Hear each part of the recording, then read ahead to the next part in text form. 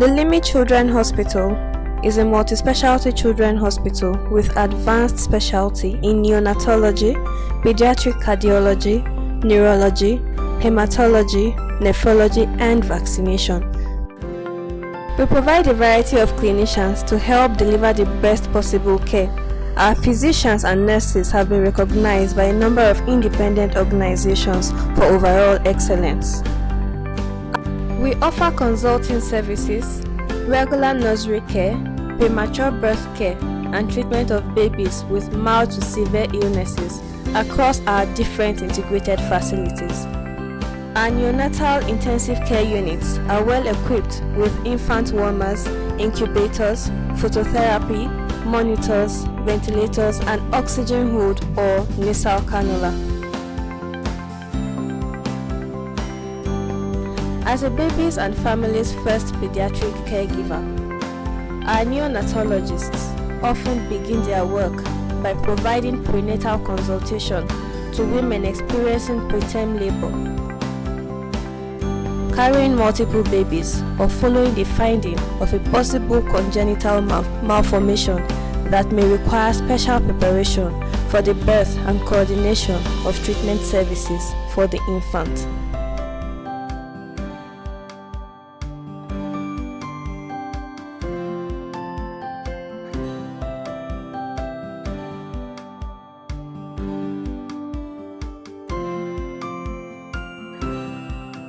For more information, log on to www.limitchildren.org.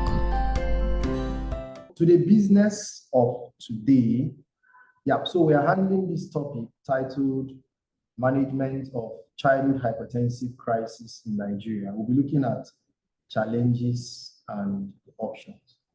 I've been talking for so long and I've not introduced myself. In very simple terms, my name is Igoche Peter, and with me today is Regina, Onuorah. So I have a very competent companion today to demystify hypertensive crisis in children. Dr. Regina, what are we expecting that our teaming audience will benefit from our presentation today? Okay, so today we'll be answering some questions like what blood pressure is, what the normal blood pressure is, what is hypertension, then what are hypertensive crises and how we manage them. So it's clear. So we have done a webinar on childhood hypertension recently, and so we are taking it a little further, hypertensive crisis. So in case you missed that webinar, you can log to our YouTube channel and you'll get it, right? Thank you. So what is blood pressure? So you hear BP, he has BP. We all have blood pressure, right? So it's not right to say he has, anybody who does not have BP is dead, right? There's a problem with the value of the BP, right? So before we talk about the numerical value, what is blood pressure? So blood pressure is a product of the cardiac output and systemic peripheral resistance. So systemic peripheral resistance there, we're talking of the tone, the vascular tone that is there. Now, because cardiac output and systemic peripheral resistance are the two variables that make up blood pressure, if you can bring down one of the variables, you will bring down the blood pressure. So if we can bring down vascular tone, we will eventually bring down blood pressure, right? If we can bring down cardiac output, we can bring down blood pressure. But cardiac output on its own is what? Stroke volume and times the heart rate. So cardiac output is the product of stroke volume and heart rate. Before we proceed, we just want to be sure that we are audible enough. And if we are, can you just type into the chat box or the Q&A, let's just be sure, or you write an emoji. You can type into the chat box. Let's just be sure that we are audible, right? So we said cardiac output is the product of stroke volume and heart rate. Okay. Good. So the heart rate is a chronotropic activity of the heart from the rhythmic activity of the heart. So if we can decrease the chronotropic activity, we will decrease the cardiac output and we will decrease the blood pressure. Now, for stroke volume, we are looking at three quantities. Cardiac contractility, which is the inotropic activity of the heart. Now, preload, the amount of blood that gets into the right atrium, right? So if we can decrease that by diuresis, thanks, we've seen we are audible, thank you, right? So diuresis will reduce the preload, reduce the cardiac output, and ultimately reduce the blood pressure. And afterload, congenital, let's just, because this is pediatrics, right? So talk about congenital conditions like coarctation of the aorta that reduces the work, that increases the work of the right ventricle as it pumps forward, right? That is the afterload. And if the afterload is reduced, the obstruction is reduced, then the blood pressure can reduce, right? Okay, so much on what blood pressure is. Good. So what is normal blood pressure? So for pediatric age group, we characterize blood pressure based on the age and gender. So to say that a child has normal blood pressure, when a child is 1 to 13 years, we expect to have a systolic and diastolic less than the 90th percentile. And for those greater than or equal to 13 years, a systolic blood pressure of less than 120 millimeter mercury and a diastolic pressure of less than 80 millimeter mercury. All right, yes. So this, before we proceed, still on normal blood pressure, we know the adults' values. We are children, we are pediatrics. we are baby for life, right? So it's pediatrics, it's age dependent. So that prefixed value that we have in our head, 120/80 for adults, that's not it here. And that's the beauty of pediatrics, age dependent, right? So in categorizing them, less than 13 years and 13 years and greater, right? You heard us talk about the centiles. We will look at the centile tables and make further clarifications. So blood pressure that is not normal may also not be hypertension, right? So in between that gray area, elevated blood pressure. For a child between 1 to and less than 13 years, we have the systolic blood pressure and diastolic greater than the 90th centile, because normal should be less than the 90th centile. Or if it's more than the 90th centile, but it's not up to the 95th centile, right? That is elevated blood pressure, right? So by the time we are hitting 120/80, right, it's already elevated blood pressure. So there is no child who should have 120/80, which is what is considered normal for adults, right? Okay, so we deliberately brought this percentile chart for us to see so that we'll be able to understand what we are saying. This is for boys from age 1 to 13 years, but we'll do some little explanation. For example, take an 11-year-old boy. We know that in pediatrics, to measure the blood pressure, you must measure the height. Yes. We must measure the height. In our environment, we commonly use centimeters. So if we take a child whose height is 151, right? Yes. It means the child's height percentile is at the 75th. So we are going to read off the blood pressure strictly along this column, or read it backwards to check if it falls towards the 50th centile, which is green, or 90th centile, which is what females know, which is amber, right? Or yellow, which is 95th centile, or red, real danger, which is 95th centile plus 12 millimeters of mercury, right? So we said that normal blood pressure should be less than the 90th centile. Let me get the point. Yeah. Okay. So hopefully you can see my pointer. We want that, we said normal blood pressure should be less than 90th centile. So for this 11-year-old boy whose height is 151, we read off the blood pressure here. If the blood pressure is less than 116 is normal, because that is less than the 90th centile. If it's between 116 to 120, means it is between the 90th centile and the 95th centile. That is stage 1. What we'll look at that stage 1 hypertension, which we'll look at. Then by the time it gets there, above 95th plus 12 millimeter mercury is stage 2. But let's look at those as we go on.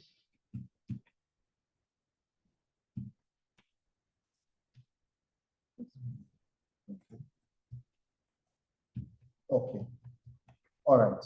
So what then is hypertension? We have said normal blood pressure is less than the 90th centile. We've said elevated blood pressure is more than the 90th centile. Yeah. So what is hypertension? So for stage 1 hypertension in children less than 13 years, we have a systolic and diastolic blood pressure greater than or equal to the 95th centile to less than the 95th centile plus 12 millimeters of mercury. So, or a value of 130/80 millimeter mercury to 139/89 millimeter mercury. Yeah, so let's look at it. Systolic, diastolic, greater than the yellow column. If the child, say this is a 10-year-old boy, if the blood pressure is greater than the value you find on the yellow row, right, but less than what you find on the red, is stage 1 hypertension for ages less than 13 years.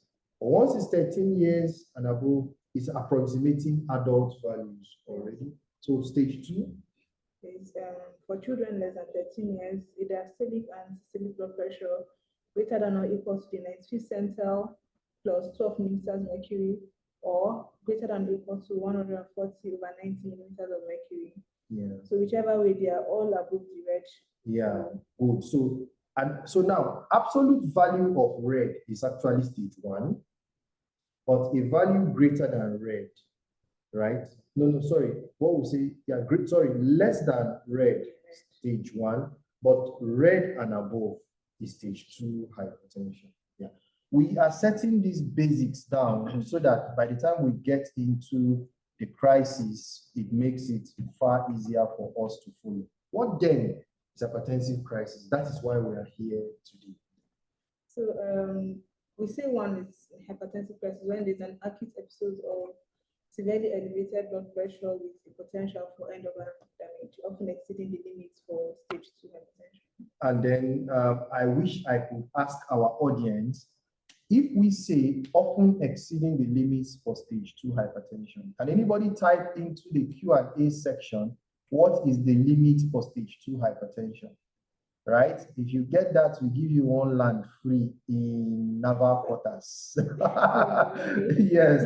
All right, fine. So we said absolute value often exceeding the value for stage 2 hypertension. Waiting for that fast finger who will get a plot of land at naval quarters, right? Good. Okay, so absolute value should be greater than that. But the problem in hypertensive crisis actually is the potential for end organ damage, right? That is, so let's see, somebody has, oh yeah, excellent. So great, no, you see, the second said greater than 95th centile plus 12 millimeter mercury. The person tried very well, but let us go back and show you. We said it is greater than or equal to the 95th. So it's red or more than the red, right? So pediatrics, we do a lot with values. That is the beauty of our job. Okay, fine. So hypertensive crisis, as at 2017, the clinical practice guidelines states that patients who present with acute severe hypertension will have a blood pressure elevation above stage 2. We understand that hypertension is a chronic disease, and we are talking about an acute severe exacerbation of an existing chronic disease, right? So something spikes something that has been up. Well, because clinicians who may not be well aware of hypertension in children may not be measuring blood pressures regularly. The child may have actually had the high blood pressure, hypertension all the while, and may be presenting in crisis. So it's not that the child already had it ahead of time, and then there is an acute spike, right? So clinicians should be concerned about the development of complications. When a child's blood pressure increases 30 millimeter mercury or more above the 95th centile, right? So we know that we have the 95th centile, which is yellow. We have the 95th plus 12, 95th centile plus 12 millimeter mercury. When we have values greater than that, right, automatically we should think about hypertensive crisis. Good. So because we know there's something called different shades of gray, right? So let's talk about different shades of hypertensive crisis.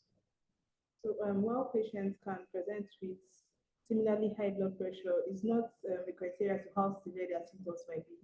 So a child with a blood pressure of 140/80 might have really acute symptoms, while a child with 150/80 might just present with non-specific symptoms. So it's important to note that the value of the blood pressure doesn't really determine how severe the child might present. Yeah. You know, from the definition, we talked about the potential for end organ damage.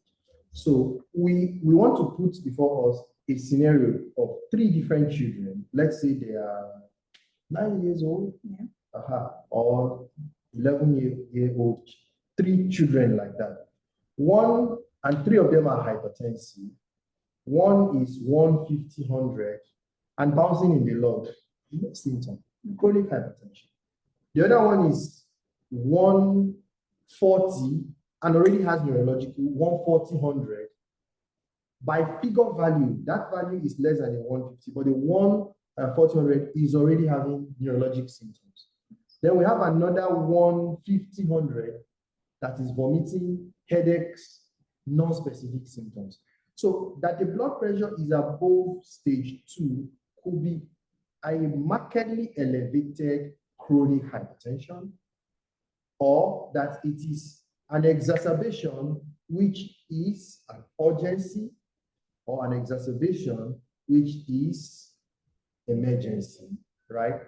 Good. But there's a special caveat. There's another form where we may not actually have these children strike up to the baseline level, which should be greater than stage 2. Yeah. So in such cases, you could see them in perioperative hypertension or patients at higher risk of bleeding, like oncologic or bone marrow transplant patients. So it's important, and also those that have higher risk for neurologic complications. For this kind of patients, we want to still act as with acute intervention. Yeah, because end organ damage is our potential for end organ damage. End organ damage is what defines the crisis, right? So just like we have hypertension having stage 1 and stage 2, we have hypertensive crisis at different ends of the spectrum, right? So hypertensive urgency and hypertensive emergency, how do they differ? So for the hypertensive urgencies, there are no signs of end organ damage. Then for the emergencies here, the patients present with signs of end organ damage. At end organs, we are looking at the central nervous system, we're looking at the cardiovascular system, renal, visual, that's right. Okay, so etiology of hypertensive crisis in childhood. The etiology of hypertension in pediatrics generally, it can be primary, which is essential, or secondary, which is due to an identifiable cause. When we talk about hypertensive crisis, many times it is due to secondary causes, as much as 70 to 85%. And of the secondary causes, renal parenchymal disease and coarctation of aorta are the commonest. Yeah. Okay. So also across different age groups, we have different causes that are more common. Like in the newborn, we commonly see them due to coarctation of aorta or renal artery stenosis. Yeah. So somebody will ask, do children have hypertension? We are saying yes, and we are saying newborns can have and even have hypertensive crisis. Right. So it's important we bear in mind this. Yeah. Then for infancy to children 12 years, commonly we still see renal parenchyma disease, coarctation of aorta. Here, endocrine conditions coming also. And in the history, we might pick up some things like very non-specific, poor feeding, not gaining weight, or even excess weight gain. Yeah. So the problem, one thing that I find very common in where people who see children who are not very conscious about hypertension in children, if you do not look for it, you will not find it. Now, this is totally different from adults where they will feel, oh, I just need to have my blood pressure checked. Or an adult who goes to donate blood and they say, you will need to have your blood pressure measured, right? Adults usually have a prompt, but for pediatrics, it depends on the person who is seeing the child. So I put a challenge to us, audience. How many times we've seen children with poor feeding who have not gained weight, and all we do is to prescribe multivitamin and prescribe cyproheptadine and give them nutritional advice, right? So we will very likely be doing more harm than good if we do not pay attention to this. Yeah.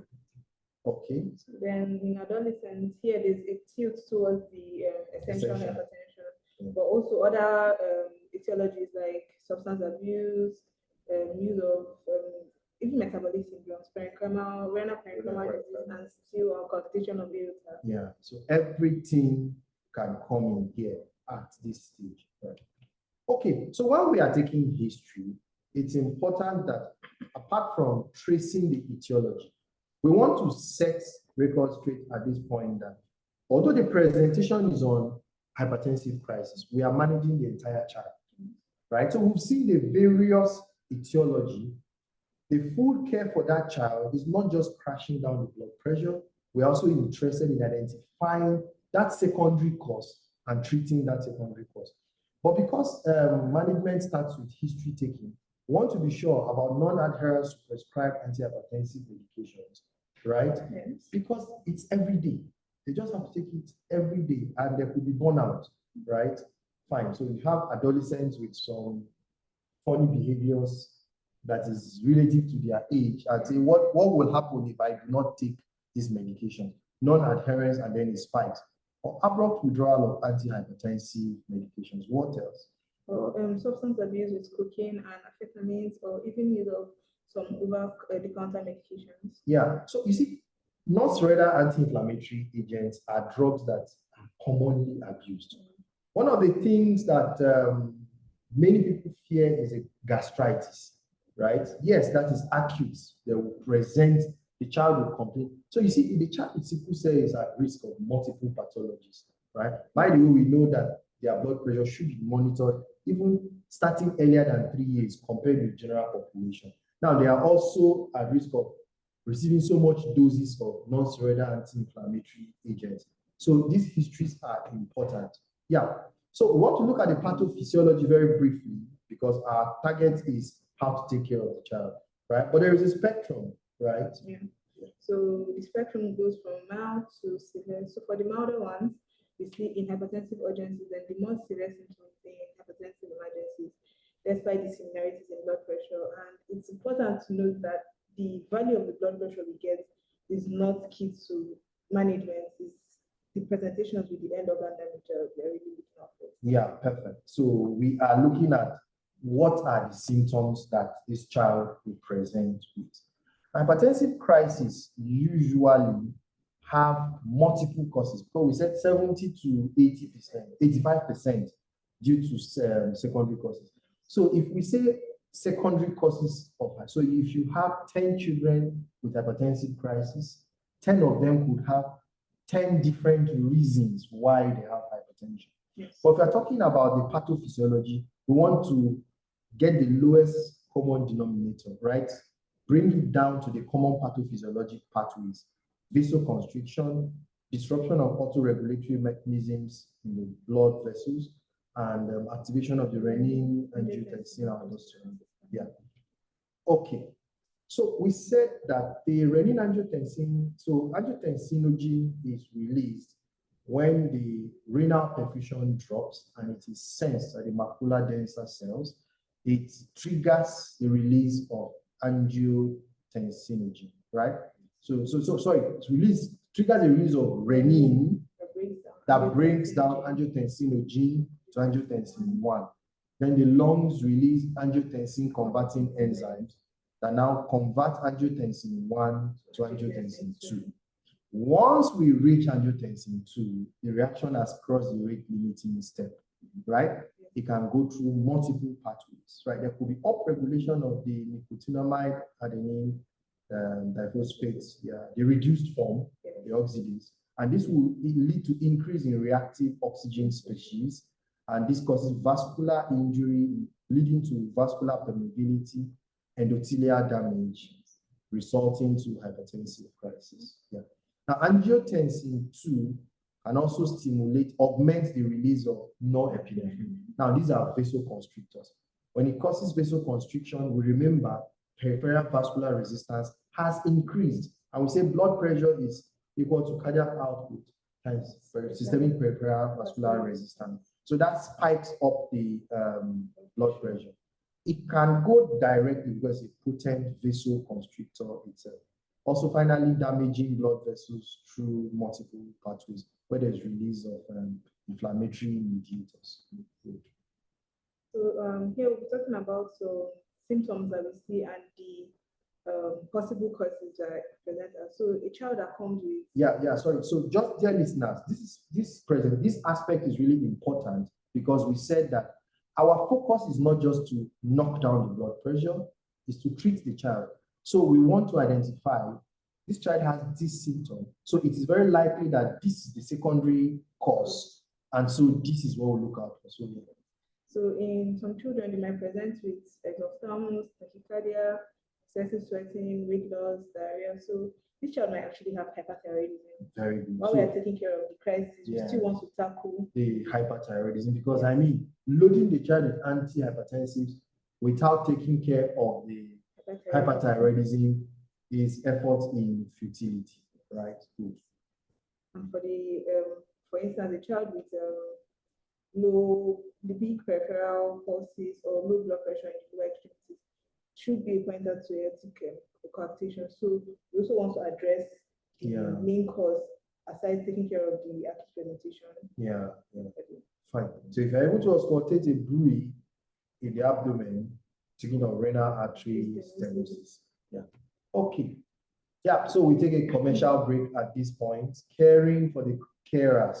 So all doctors, nurses on this show today, right? It's academic show. On this show today, who are lucky to be above 40 years of age, are invited to join us tomorrow, Cardio Care Multi-Specialty Hospital, for free medical checkup, right? Thank you.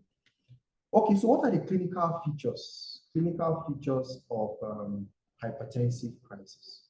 So the features vary depending on the cause or even the severity of the endocrine pathology. So for urgencies, usually the symptoms are non-specific. In infants, they might come with poor feeding or irritability. Then older children and adolescents, we might see them with headache, nausea, vomiting, dizziness, or even fatigue. So the question we want to ask our more than 50 participants in this webinar today is, how many times you say that infant is cranky? That's what we document. The baby is cranky, poor feeding, and we start giving lectures on infant feeding, right? We do not check the blood pressure, that is suicidal, right? Every headache is not malaria. Every headache, every tiredness, every nausea, vomiting is not an indication for MP, right? Good. Blood pressure should be monitored. So in hypertensive emergencies, now we have more specific symptoms. For neurologic signs, this is the commonest presentation that we have. So if they present with neurologic signs and symptoms, we say hypertensive encephalopathy, right? So this occurs as a result of disruption of the blood-brain barrier. There is insufficient oxygen delivery. There's edema and microhemorrhages in various parts of the brain. Now, we said hypertensive urgency is the upper end of the spectrum, So it will still have the non-specific symptoms anyway, right? But then have organ-specific symptoms, such as altered consciousness, seizures.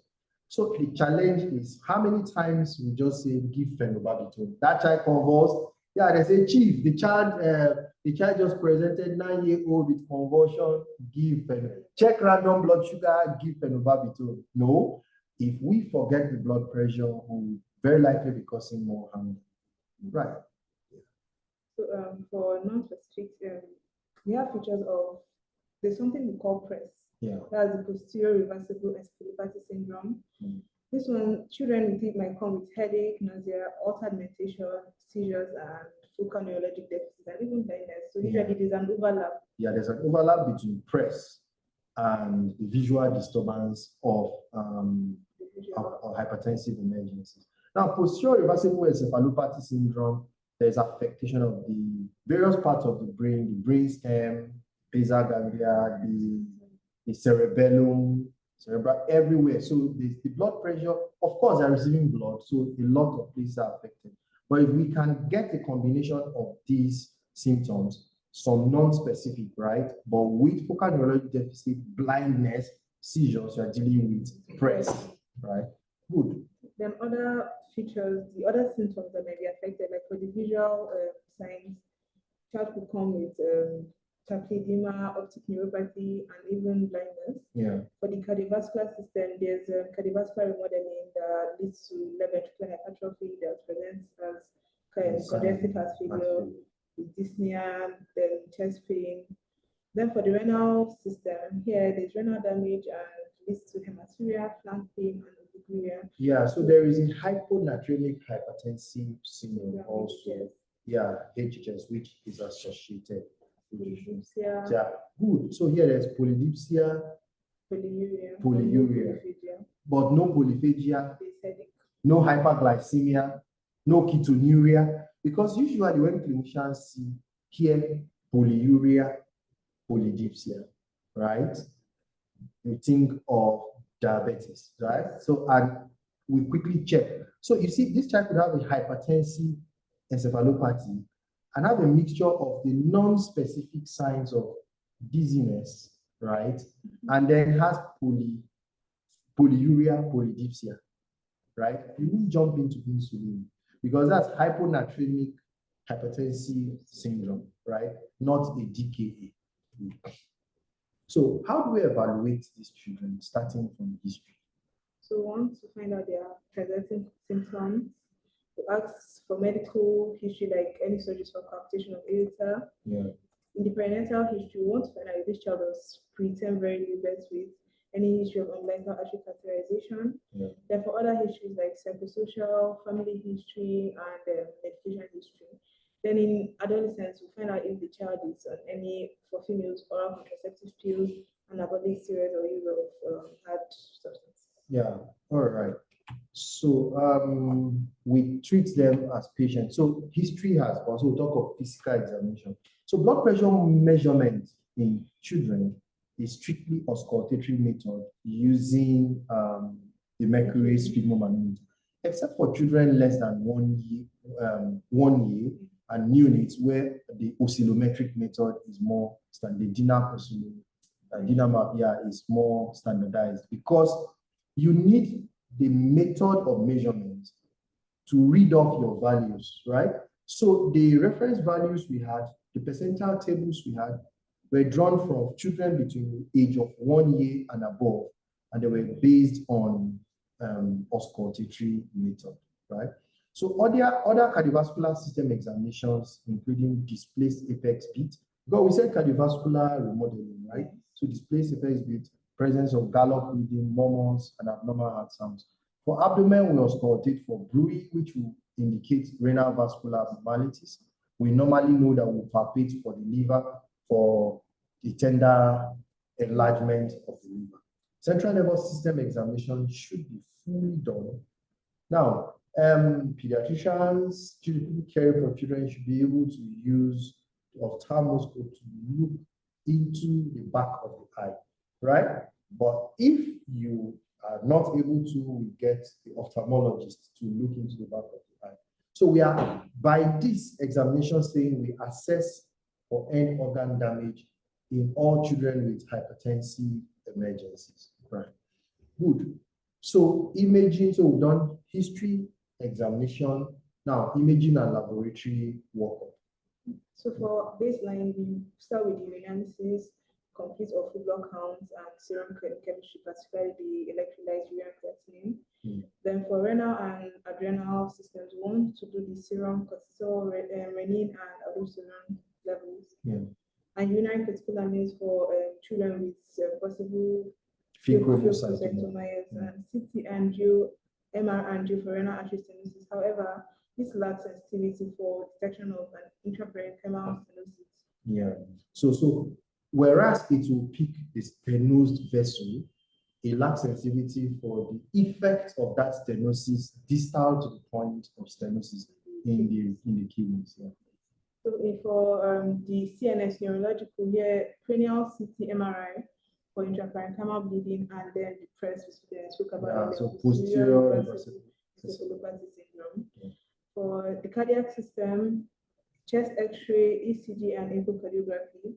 However, these ones have shown less or lower sensitivity to detect cardiopulmonary damage in acute settings. Then for toxicology, to rule out any use of drug.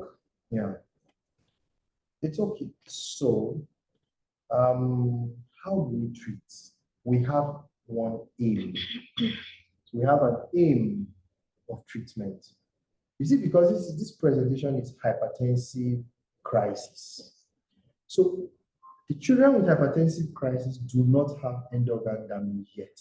So you want to prevent end organ damage, right? Those who have hypertensive emergencies already have end organ damage. So you want to treat. There's a prevention, there's treatment, but all pharmacotherapy. We do not talk of lifestyle modification at this stage. It's an emergency, right? So what drugs do we use? We use rapid acting antihypertensives. This is after ruling out any specific contraindications, maybe as a result of maybe age, pre-existing health conditions. So this is where the pharmacology of the drugs we use matter. I mean, we assume that we moved in the management, we moved from history taking. So if a child is asthmatic and has hypertensive crisis, there are some drugs we must not use, right? If a child has acute kidney, if it's an acute glomerulonephritis, there are drugs we must not use. In neonates, there are drugs. So it's important we rule out. We will look at the contraindications later. But in management of hypertensive crisis is where the knowledge of the pharmacology and the history of the child must align before we use the drugs. So what's the goal of treatment? So the goal is to gradually reduce blood pressure while preventing end organ dysfunction in children less than 13 years old. So sorry. We want to lay an emphasis here. Gradually, right? Because of cerebral autoregulation. So there's a constant amount of blood that is flowing to the brain already, regardless of the pressure, right? An abrupt drop will cause a reflex that will cause more harm than good, right? So there's emphasis on gradual reduction. So in children less than 13 years, we aim to reduce the systolic and diastolic to less than the 90th percentile. Then those older than 13 years and above, we want to reduce it to less than 130/80 millimeters of mercury. Yes. Good. Okay. So for treatment now, while treating, there are some things we want to monitor, which are? So we want to monitor. Remember the previous slide that we said we want to make it gradual. Yes. This emphasis. So it's an emergency where you are not going to allow adrenaline, make your own adrenaline impinge on your practice. Yes. You are not also going to do masterly inactivity, but there is emphasis on gradual reduction. So how do we evaluate and we are sure that the reduction is gradual? Is by intra-arterial blood pressure monitoring. So we categorize a renal artery. This will monitor better than the mercury sweep that we do non-invasively. Intra-arterial blood pressure monitoring is invasive. Yes. it is the surest way to tell us how well we are performing, right? Kudos to the centers that have intra-arterial blood pressure monitoring, right? And to the pediatricians that can categorize the radial artery to monitor this. That is why we are making this presentation. Good. So apart from monitoring the blood pressure, we monitor other systems like the neurological. Every child, whether we make a diagnosis of hypertensive urgency, we must take the Glasgow Coma score. The reason is that hypertensive urgency, yes, is at a lower spectrum, right? But you want to be sure it doesn't worsen, right? Good. And if you cut the child at hypertensive encephalopathy, which is hypertensive emergency, you want to monitor so that you are sure that the altered consciousness is improving. So any clinician who makes a diagnosis of hypertensive crisis, be it urgency or emergency, who does not do Glasgow Coma score, should come back and listen to our presentation. Yeah, at a fee at this time. All right. So we also do monitoring of the cardiac functions, ECG, which is at the surface, we just measure, or cardiac telemetry, right? And for renal status, we want to keep an eye on the urinary output and kidney function using the EUCR. Yeah, electrolytes. Yeah, good. So supportive therapy for possible life-threatening complications. Mind you, we said that they are mostly due to secondary causes. So we also want to support what? So we are treating the problem that elevated blood pressure has caused. We are treating the problem that the child that precipitated that elevated blood pressure, and we are treating the manifestation. So we will need anticonvulsants in the convulsing child. Right. Okay, so care plan, right? How do we determine what do we do in our management plan if it is hypertensive emergency with end organ damage, treatment plan, or hypertensive urgency without end organ damage? So for children that present in emergencies, yeah, the first thing we want to do is actually the IV infusion with antihypertensive. Yeah. Then in the first 6 to 8 hours, we want to reduce it gradually. Then the second step now, over 24 to 48 or 72 hours, we're going to reduce gradually. If the child has started tolerating orally, we can now switch to oral medications. Yeah, so that first 6 hours, first of all, we want to emphasize the fact that it is intravenous infusion. You do not treat hypertensive emergencies with oral medications, never. You do not treat hypertensive emergencies with intravenous bolus, never. You know the problem with bolus, you crash the blood pressure too fast and the child will start singing, Lord, I'm coming home. Do you understand? So, but we need a value. So this is where a little calculation comes in. So let's say the blood pressure systolic is 150, right?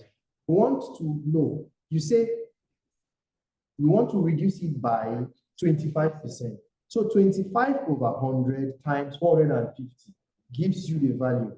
Subtract 150 by that value so that in 6 hours, that is where you want to get to, right? That's your target. If it goes more than 25%, it's a precipitous drop, right? If it has not gone, you have done nothing. You have done nothing. Right. Good. Now we remember our blood pressure percentiles level. So we said 95th center, right? We want to go, let it go, not in the red zone, because the red zone and above is 95th plus 12, right? Below that is the yellow, which is 95th. We want to decrease gradually to something around the 95th center.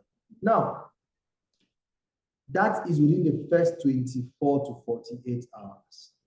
Going below 95th centile, you are talking of at least after 2 days. Yes.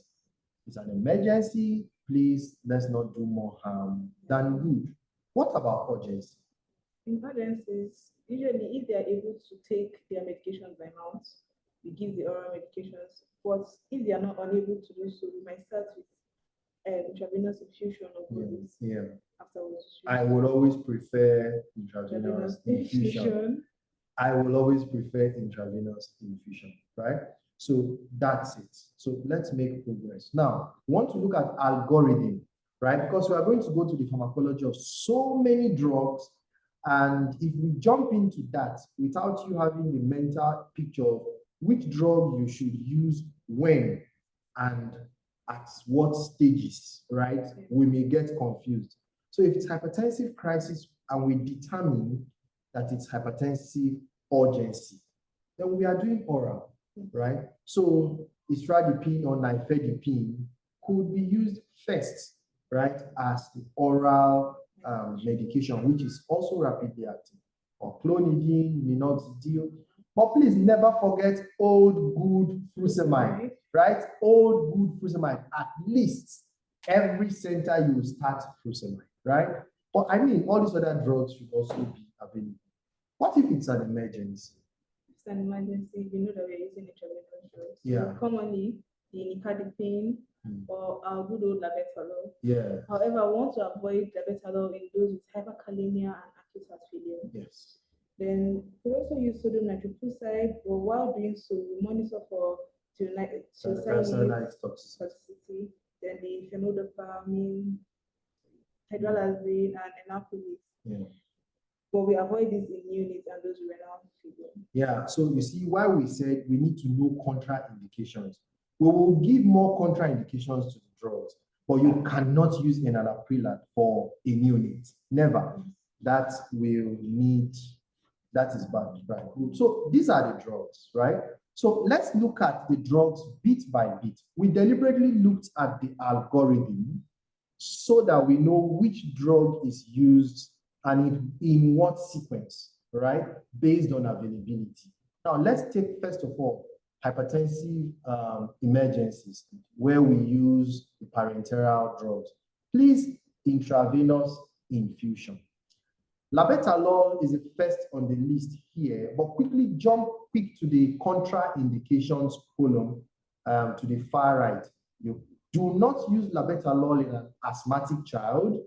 You do not use labetalol for a child who has insulin-dependent diabetes, or you do not use for a child in heart failure. This in management of hypertensive crisis is where the knowledge of history taking and the pharmacology of the drugs, there is not, it's just the threshold, it's all or none. We need to have it on point, right? So if you're using labetalol, it's a combined alpha beta blocker, which we could use at the dose that is given, right? Now, nicardipine is the next. Hydralazine seems to be available almost everywhere. Yeah, it's an arteriolar dilator. Yeah, so it works by taking care of that increased vascular tone, relaxes, right? So fine. So you don't use in children with hypersensitivity and lupus, right? So esmolol again is not used in heart failure. It's not used. So you see, the beta blockers, do not use them in heart failure, right? And asthma. Sodium nitroprusside is a vasodilator, right? Good. Children with head injury, because this can increase cerebral blood flow and worsen the intracranial pressure, right? So we cannot use sodium nitroprusside with head injury. Mind you, head injury is another cause of hypertensive urgency. Please, let's rush backwards to that slide so that you see it and you know what we are talking about. Right, so this is it. So head injury and trauma, the child presents with hypertensive emergency, right? But that child will have bradycardia, irregular breathing, and apnea as a Cushing's reflex, right? Good. So we say we do not use sodium nitroprusside in children with head injury. Very, very important. Yeah, so other drugs, we have them here as we listed. So furosemide, please, gout, if you're able to get that history. Yeah. So the next set are the oral therapy, but let me draw our attention to some challenges you already identified from the list of medications we have, some challenges that are staring us on the face, because presentation today, we are looking at management of hypertensive crisis in Nigeria, right? And the challenges that clinicians face. Now look at the FDA approval of these drugs, right? Yes. You realize that labetalol, cadipine, hydralazine, esmolol, they have no FDA approval. Sodium nitroprusside is one thing that we can quickly use. So every listener should pay attention to sodium nitroprusside. You can always use it, provided you ruled out head injury, right? Provided you ruled out head injury. Now, again, for the other sets of drugs, yeah, so phenodopam has FDA approval, right? And enalapril also has FDA approval. But enalapril, which is an ACE inhibitor, cannot be used in acute kidney injury, right? So this is where contraindications and the pharmacology of the drugs must be intact. We go to the oral therapy. We say oral therapy is used for which type? For hypertensive urgencies, right? Yeah. So for clonidine, contraindication are for those that have profound hypersensitivity. Not the deal. A child with pericardial effusion or hypersensitivity is a no-no. Yeah. Then nifedipine for myocardial infarction and hypersensitivity as well. Yeah. So unfortunately, we do not have any of the oral medications that have FDA approval for childhood. It's a challenge. Maybe we'll chat on the chat group to know what we will do. All right. So the question is, will you prefer to have a hypertensive emergency in Nigeria as a patient in front of you or hypertensive urgency? Okay, fine. So management of underlying conditions, right? Management of underlying conditions. Good. So in aortic coarctation, esmolol is the drug of choice here, both in pre and post-surgical repair. Yeah. So you will look at coarctation of aorta, right? You would think that when it is repaired, the hypertension should drop. I mean, it's conceivable that because coarctation increases the afterload, right, there will be hypertension. But there are those who it's found to paradoxical worsening, spiking of the blood pressure, even after the surgical correction. In that case, you use esmolol. Right. Then in renal vascular hypertension, renal parenchyma disease, and EKI, ACE inhibitors, beta blockers, and diuretics play a huge role here. It's important to know that ACE inhibitors are safe in unilateral renal stenosis, but not safe in the bilateral renal artery stenosis or solitary functional kidneys. Yeah, so let somebody ask this question. So we'll answer the question before you ask. Right, so let's go back a little to look at some of the contraindications. Right. So enalapril is an intravenous ACE inhibitor that has FDA approval, right? The contraindication is acute renal failure, right?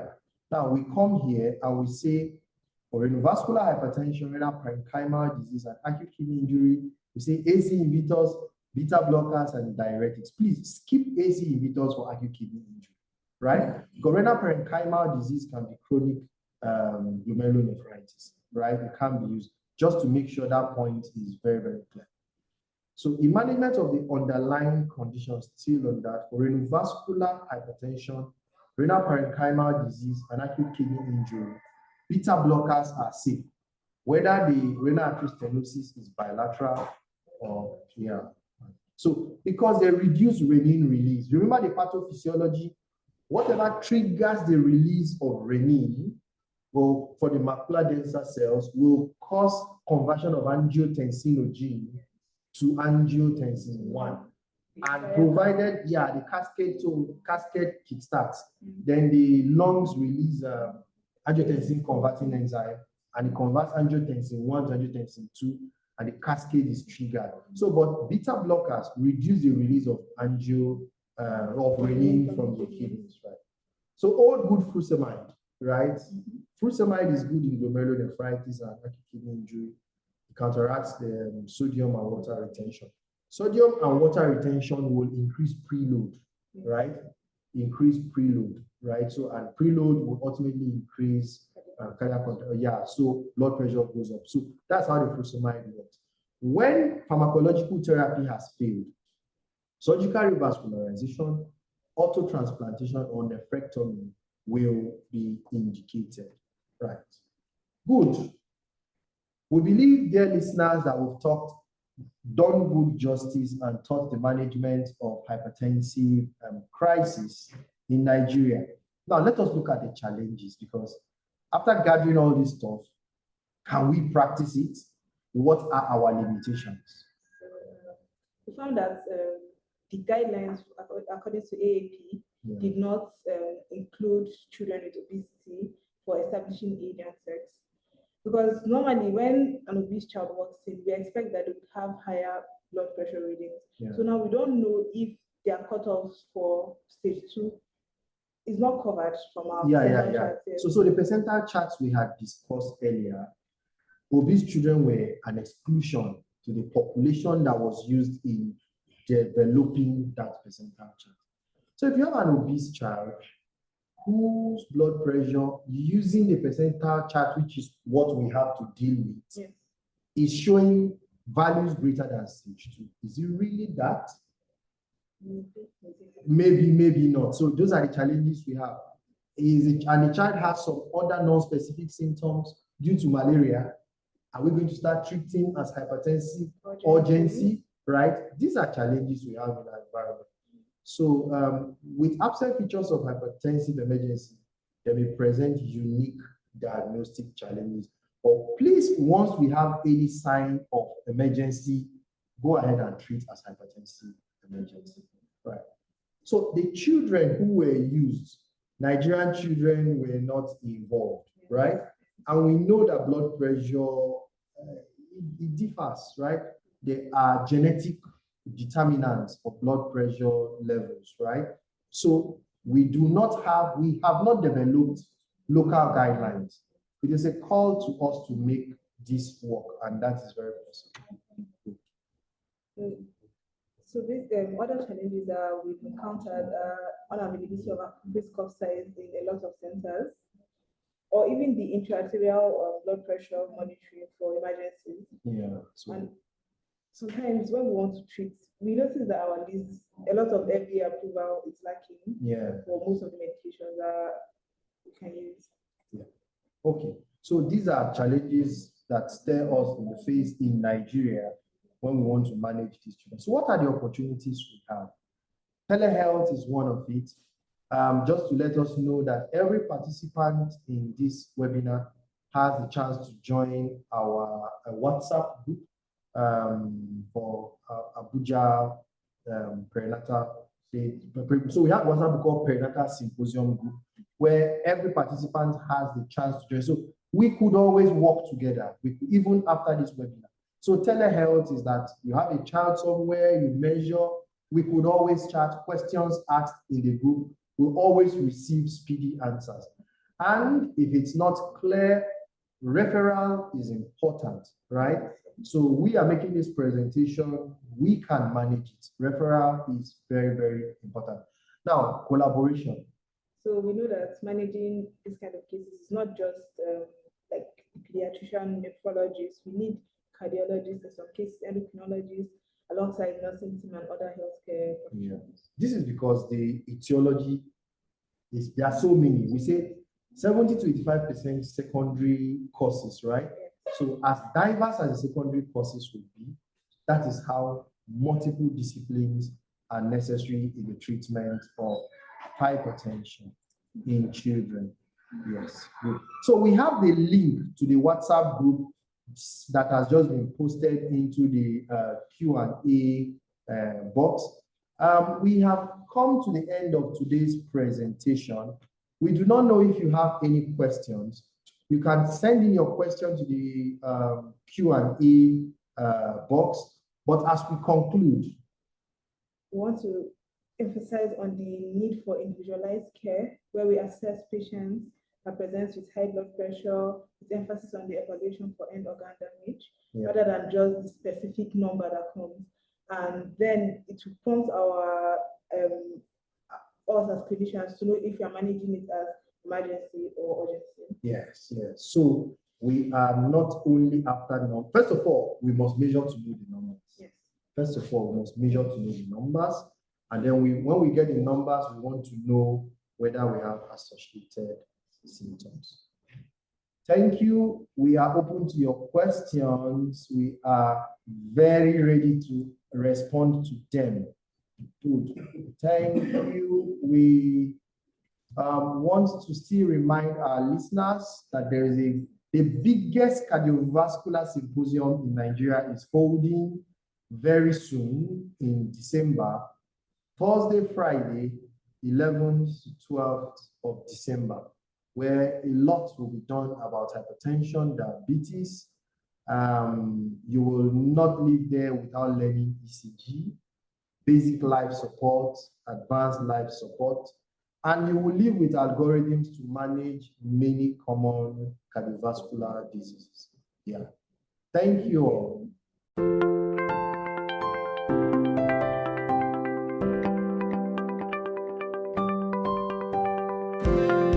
The Limit Children's Hospital is a multi-specialty children's hospital with advanced specialty in neonatology, pediatric cardiology, neurology, hematology, nephrology, and vaccination. We provide a variety of clinicians to help deliver the best possible care. Our physicians and nurses have been recognized by a number of independent organizations for overall excellence. We offer consulting services, regular nursery care, premature birth care, and treatment of babies with mild to severe illnesses across our different integrated facilities. Our neonatal intensive care units are well equipped with infant warmers, incubators, phototherapy, monitors, ventilators, and oxygen hood or nasal cannula. As a baby's and family's first pediatric caregiver, our neonatologists often begin their work by providing prenatal consultation to women experiencing preterm labor, carrying multiple babies, or following the finding of a possible congenital malformation that may require special preparation for the birth and coordination of treatment services for the infant.